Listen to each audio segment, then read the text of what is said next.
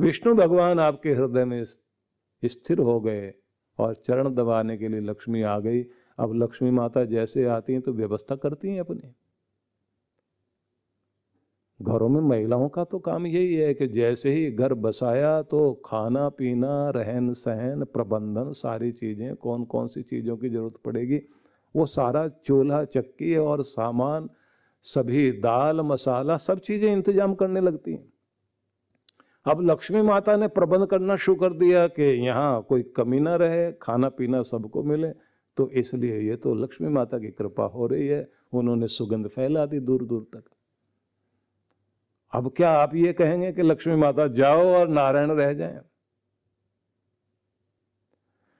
ये वास्तविकता है कि जैसे जैसे आपके हृदय में परमेश्वर की कृपा होने लग जाएंगी तो लक्ष्मी माता की कृपा भी साथ साथ होने लगती है, अपने आप साधन आने लग जाते हैं। लेकिन आपकी कोशिश क्या होनी चाहिए कि नारायण को अपना बना लीजिए, लक्ष्मी तो साथ साथ आएगी ही। हमारी गलती कहाँ होती है कि हम लक्ष्मी माता को अपनी तरफ खींचना चाहते हैं और वो आती भी है, झलक दिखाती है, निकल जाती है। लेकिन अगर नारायण को हृदय में बैठा लिया तो जंगल के किसी कोने में भी जाके बैठ जाइए, आपके साथ संसाधन वहीं आकर के खड़े हो जाएंगे और आप आश्चर्य करोगे कि ये होता क्या है।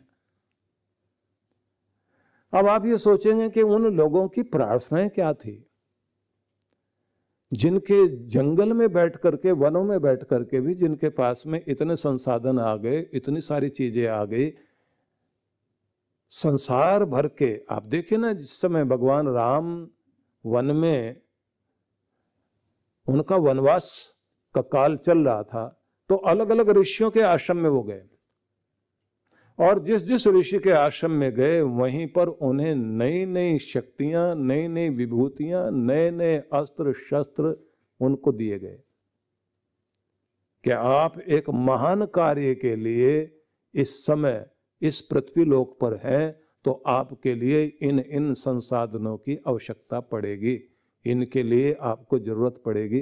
तो आप सोचिए कि उन ऋषियों के पास में इतने सारे संसाधन कहां से आए कि भगवान राम को भेंट कर रहे हैं वो। उसका सीधा सा कारण यही है कि जिस व्यक्ति का ध्यान वहां से जुड़ा हुआ है वो वन के किसी कोने में भी जाकर के बैठ जाए, उसके पास में संसाधनों की कोई कमी नहीं रहेगी और वो संसाधनों के लिए कार्य करता ही नहीं है। समस्या उनकी है जो संसाधनों के पीछे भाग रहे हैं, और जब संसाधनों के पीछे भागते रहते हैं तो माता लक्ष्मी की कृपा उन पर थोड़ी देर के लिए हो भी जाएगी, लेकिन वही कि चमक दिखाएगी लेकिन अंदर शांति नहीं देगी। नारायण की तरफ जब आप चलते हैं तो कृपाएं बहुत आती हैं। इसलिए सबसे पहले तो निवेदन यही है कि प्रार्थना करना भी सीखिए। परिवारों के अंदर आप अपने भगवान की, अपने घर परिवार में लोगों को प्रार्थना करना, भक्ति करना और भजन करना ये सिखाएं भी और इकट्ठे बैठकर भजन करने वाले बने भी। सीधा सा नियम है, जिन घरों में इकट्ठे बैठकर पूजा पाठ करने की विधि है उस घर के अंदर कलयुग का दुष्प्रभाव बिल्कुल नहीं रहेगा, उनके घर की एकता को कोई तोड़ नहीं पाएगा। मैं सीधे ढंग से इस बात को कहा करता हूं कि भोजन में और भजन में जिनको इकट्ठा बैठना आ गया उन लोगों के घर में संगठन रहेगा ही रहेगा।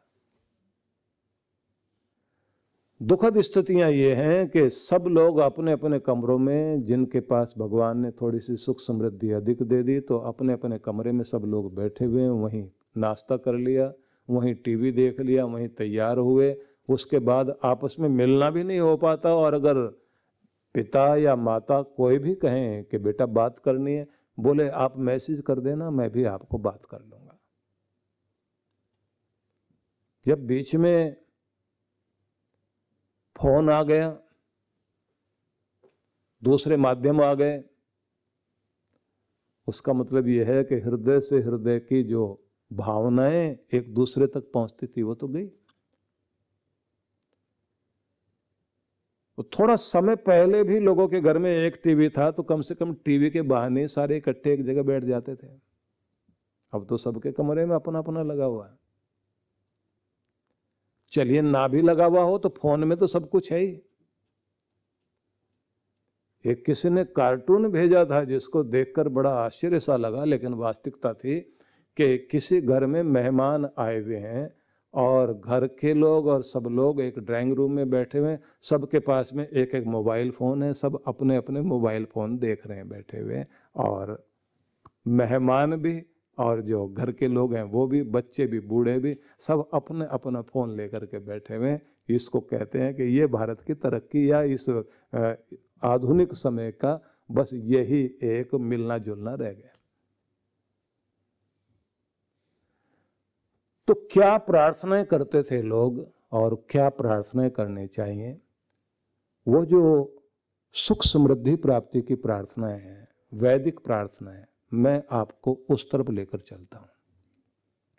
एक मंत्र आपको सुनाऊंगा और मैं चाहूंगा कि ये मंत्र जो लोग भी, क्योंकि अगर मैंने टीवी के बारे में कुछ कहा तो बात वही है कि आप भी मुझे टीवी पर ही देख रहे हैं और अपने अपने घरों में बैठे हुए देख रहे हैं। ठीक है कि जहां आप बैठे देख रहे हैं, कोई अकेला देख रहा है, कुछ परिवार के लोग देख रहे हैं, लेकिन फिर भी लाखों लोग एक साथ बैठे हुए देख रहे हैं। पर बात वही है कि बांस से बांसुरी भी बनाई जा सकती है और डंडा भी बनाया जा सकता है। मैं इस बांसुरी ही बनाने की कोशिश कर रहा हूँ। इसको जो है, डंडा तो सब लोग बनाए हुए हैं ही, वो दंड तो बन ही गया जिंदगी के लिए। तो एक मंत्र आप लोग सुन लेंगे बहुत ध्यान से, और मैं चाहूँगा कि ये मंत्र आप लिख भी लें। लिख लेंगे तो उसके साथ में हर दिन जब आप इसका पाठ करेंगे और इसके अर्थ को भी साथ साथ चिंतन करेंगे, तो ये मंत्र सच में आपके लिए एक बहुत बड़ी शक्ति बनेगा, क्योंकि ये समृद्धि का ही मंत्र है। तो सबसे पहले आपने लिखना है, इंद्र श्रेष्ठानि, इंद्र श्रेष्ठानि द्रविणानि धेहि, इंद्र श्रेष्ठानि द्रविणानि धेहि।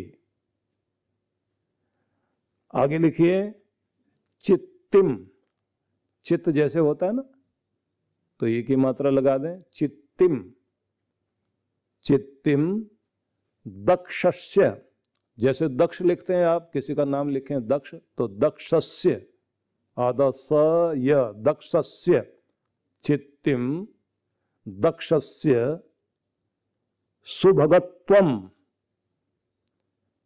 सुभगत्वम अस्मे, तो ये शब्द बन जाएगा सुभगत्वमस्मे, सुभगत्वमस्मे।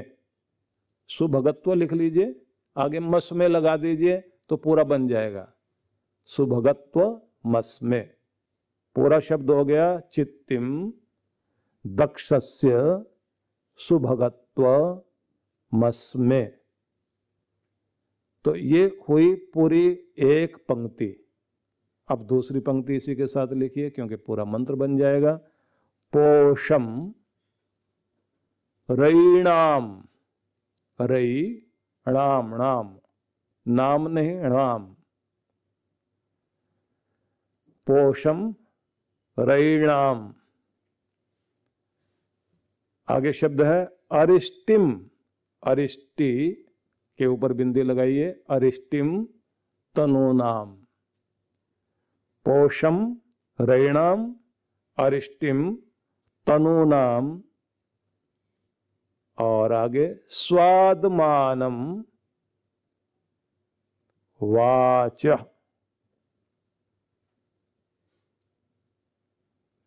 स्वादमानम वाच सुदिनत्वम अन्नाम, सुदिनत्वम अन्नाम।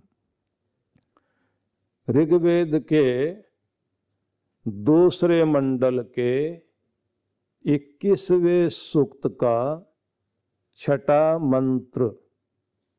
तो अगर आप वहाँ देखना चाहें, वैसे तो लोगों के घरों में वेद ही नहीं है, गीता नहीं है, रामायण नहीं है, तो देखेंगे कहाँ से? फिर भी कोई देखना चाहे तो बहुत अच्छी बात है। तो मंत्र क्या हो गया? इंद्र श्रेष्ठानि द्रविणानि धेहि चित्तिम दक्षस्य सुभगत्वमस्मे पोषम रयिणाम अरिष्टिम तनूनाम स्वादमानम वाचः सुदिनत्वम अन्हाम। अब आइए इसकी व्याख्या की तरफ चलते हैं। सबसे पहला शब्द है इंद्र। ये परमेश्वर के लिए शब्द आया यहां। इसका अर्थ होता है ऐश्वर्य देने वाले मेरे दाता प्रभो, श्रेष्ठानि द्रविणानि देहि, श्रेष्ठ धन मुझे जीवन में दे। बड़ा प्यारा संदेश। अब ये द्रविण शब्द जो है, आप लोग मंत्र वो एक श्लोक बोलते हैं ना, त्वमेव माता च पिता त्वमेव। अब उसमें द्रविण शब्द भी आता है। त्वमेव माता च पिता त्वमेव, त्वमेव बंधुश्च सखा त्वमेव, त्वमेव विद्या द्रविणम त्वमेव, त्वमेव सर्वम मम देव देव। तो वहां भी द्रविण आता है। तुम ही मेरी विद्या हो और तुम ही मेरा धन हो, और यहाँ तक कि मेरा सर्वस्व भी भगवान तुम ही हो, क्योंकि माता तुम ही, पिता तुम ही, मेरे रिश्ते तुम ही, मेरा सब कुछ तुम ही। ये बोलते हैं ना, प्रार्थना करते हैं। अब ये द्रविण शब्द को धन के संबंध में माना गया है। तो द्रविण को समझना हो तो द्रव को समझिए। द्रवित होना, बहना, चलना। जैसे करेंसी है ना, तो करंट प्रवाह, तो करेंसी में करंट ही है ना, प्रवाह है। बहने वाली जो चीज है, चलने वाली चीज है, कि मुझे वो धन दे जो मेरे जीवन में मुझे समृद्ध करे, लेकिन वो वाला जो प्रवाह से चला आ रहा है, मेरे जीवन में प्रवाहित होता रहे। और कौन सा? श्रेष्ठानि द्रविणानि, उत्तम धन देना भगवान। उत्तम धन दो जिससे जीवन धन्य हो जाए। किसी किसी को कोई भूमि मिलती है, लेकिन जब से ली या तो वहां बीमार आदमी, या झगड़े, या कला कलेश। खुद के पैसे लगते जाएंगे, लेकिन वो चीज जान नहीं छोड़ेगी। आखिर में कोई ना कोई तरीका ढूंढना पड़ता है कि इससे जान बचाई जाए। हम कहाँ आकर खड़े हो गए। और जब तक आप उससे छूटते नहीं, आप कर्जे में बंधे रहते हैं। कुछ संयोग ही ऐसा बन जाता है। लेकिन हमें प्रार्थना की गई ना, भगवान ऐसा श्रेष्ठ धन दे, श्रेष्ठानि द्रविणानि देहि, जो जीवन को धन्य कर दे। ऐसा धन मुझे दे जिससे धन्यता आ जाए, जिससे धन्यवाद करने की भावना आ जाए।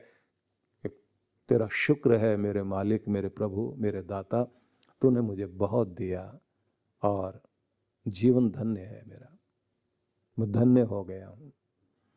तो धन्यता व्यक्ति को धन्यवाद करने के लिए प्रेरित करती है। आगे शब्द है चित्तिम दक्षस्य। तो इसको ऐसे जोड़िए, दक्षस्य चित्तिम, कर्तव्य कर्मों का ज्ञान और उन्हें करने के लिए मैं उत्साहित रहूं। मेरे जीवन में जो कर्तव्य कर्म है, उन्हें करने का वो उत्साह दो। जैसे लोग कहते हैं ना, भक्ति देना भगवान, लेकिन भक्ति करने में रस भी देना। सेवा करने के लिए व्रत देना, और उस व्रत में मुझे रस देना, मुझे मजा आए सेवा करने का, ऊब ना जाऊं। स्वाद लेकर के, रस लेकर के जब कोई भक्ति करता है, रस लेकर के जब कोई सेवा करता है, रस पूर्ण होकर के जब कोई कार्य किया जाता है, उसका जब मजा लेकर के कर रहा होता है व्यक्ति, तो वो चीज प्रभु को प्राप्त हो और प्रभु की कृपा हमें मिले, ये तो है ही, लेकिन उसका 100 गुना लाभ उसी समय आपको मिल रहा होता है। सेवा का आनंद लेने वाले लोग रमण ऋषि थे दक्षिण भारत में। तो उनको लोग ये कहते थे कि इनको भगवान के दर्शन होते हैं और बात करते हैं इनसे। ऑस्ट्रेलिया से 2 ईसाई पादरी भारत में आए हुए थे और उन्होंने ये सुना हुआ था कि रमण ऋषि जो है वो भगवान के दर्शन करते हैं, उनको भगवान आकर बोलते हैं। तो वो गए उनके पास और बोले, सुना है आप भगवान के दर्शन करते हैं और भगवान आपसे बात करते हैं। अब कैसे आते हैं भगवान और कैसे बात करते हैं? उन्होंने कहा, चलना मेरे साथ में। रात को जब सब सो जाएं तो 10 बजे के लगभग वो अपनी कुटिया से निकले और पीछे पीछे वो दोनों पादरी, और गए एक गांव के बाहर, बस्ती से बाहर कुछ झोपड़ियों में, जहां कोढ़ी लोगों की जगह गांव के लोगों ने बना रखी थी। अब वहां कोढ़ियों के घरों में जा करके, और ये आप आज कल्पना नहीं कर सकते, एक समय था जब कोढ़ी व्यक्ति को देखकर लोग दूर भागते थे और घृणा करते थे, पास नहीं आता था कोई भी। लोगों को लगता था इसको छू लिया तो हमें बीमारी लग जाएगी। आज जब हम लोग जिस जगह आ गए हैं, तो आज कोरोना के साथ ये मुसीबत है, तो समझ लीजिए कोरोना तो एक छोटी चीज है, तो उस समय तो आप सोचिए कोढ़ी होना, और फिर हाथ गल जाए व्यक्ति के, शरीर से दुर्गंध आ रही है, बीमार पड़ा हुआ, गल रहा है शरीर, और कोई पूछने वाला नहीं। बस कोढ़ियों को आपने अभी भी देखा होगा, भीख मांगने के लिए खड़े होते हैं, और इस तरह से उनकी उंगलियां गली हुई हैं, चेहरा विकृत हो जाता है। अब वो उनके गांव में, उनकी बस्ती में, उनके झोपड़ियों में एक एक जगह जा रहे हैं, और जिस जगह वो पहुंचे रमण ऋषि, अब वहाँ आंसू झरझर बह रहे हैं, और वो कहते हैं, आ गए आप? तो भोजन लेकर गए, दवाइयाँ लेकर गए, उनके घाव साफ कर रहे हैं, उनको पट्टी बांध रहे हैं, और उधर वो जैसे पट्टी बंध गई, दोनों हाथ ऐसे जोड़ गए, ऐसे बोल रहे हैं, भगवान आ गए, भगवान आ गए।